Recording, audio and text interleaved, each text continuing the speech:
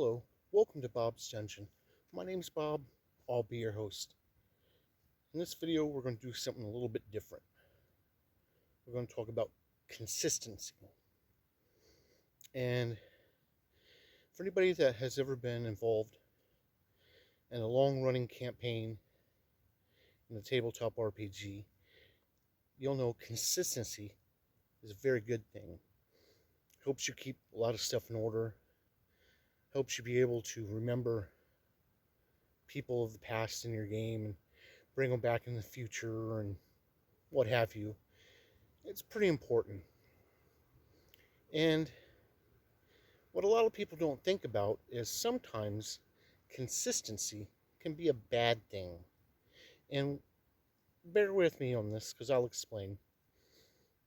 And where it can be a bad thing when it comes to tabletop RPGs is mostly involving the players and their characters. What I mean by this, anybody that's played tabletop RPGs for a long time has seen the person I'm about to talk about. And it's a person, no matter what game you run, they always play the exact same character. And I know a lot of people are not actors and stuff, but that's not what I'm talking about. What I'm talking about is you'll play a D&D game, and they'll play a fighter. And then when the game ends and you move on to a different D&D game, they'll make up the exact same fighter. And then if you move to a different D&D game, they'll make up the exact same fighter. And it doesn't end there. If you move to Star Wars, they'll use the rules in Star Wars to make up the exact same character that they played in the D&D game. And then if you maybe move to Vampire, they'll use those rules to come up with a character that's as close to the others that they played, and on like that. I mean, it's good that you got a type of character you like to play, but if you always play fighters, might I recommend playing a magic user sometime? It'd be something different for you. You might get something out of it that you don't expect. If you always play wizards, try a barbarian. If you've never played anything other than a Jedi, might I recommend a scoundrel? Trust me, there's a lot more you can do in these games than just the same thing every single time. You're not playing a video game. You're not on a path like that. But anyway, there are other ways that consistency can kind of really mess you up somehow, where it's hard to judge if it's a good thing or a bad thing. Many years ago, me and my old gaming group, we used to play Vampire all the time. And we had this one player. Now, he wasn't like that, playing the same character over and over. Because in the Vampire games, sometimes he played a Ventrue, sometimes he played a Gangrel, once he played a Toreador, and he played lots of Nosferatus. But every time he played a Nosferatu, he gave it this one merit that is found in the Nosferatu handbook called lizard limbs. And lizard limbs, for those of you that don't know of it, it allows you to detach parts of your body and do things with them and reattach them, I think. But anyway, it's pretty neat. And he'd always come up with neat ways to use it. But every single Nosferatu he gave that to, and that's not a bad thing, but every single Nosferatu revolved around lizard limbs.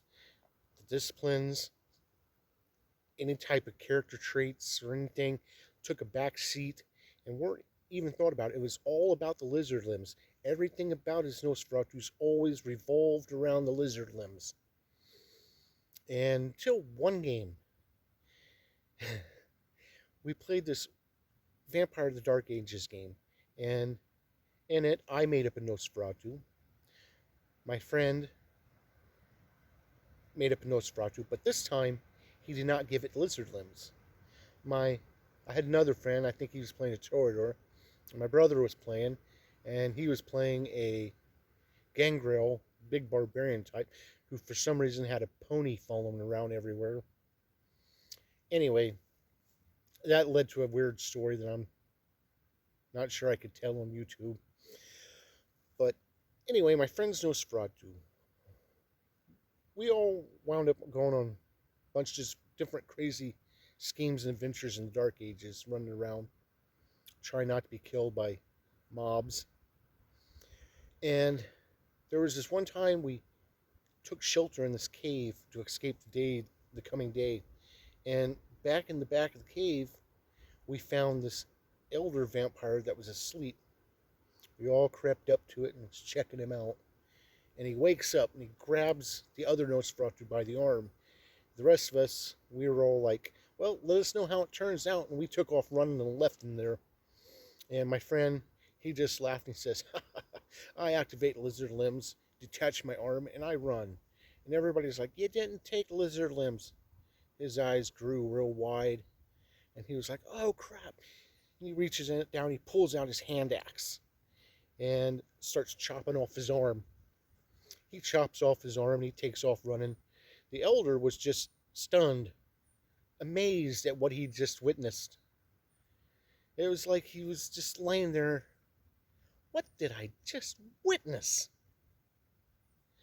But anyway, after that, every Nosferatu we played, again, revolved around the lizard limbs. Consistency can be a very good thing in games. Sometimes it could be a bad thing. And then other times, I guess it can be a really confusing thing. But thank you for joining me while I tell this story in a confusing, rambling kind of way. And hopefully you'll join me next time where we'll talk about something else. Bye.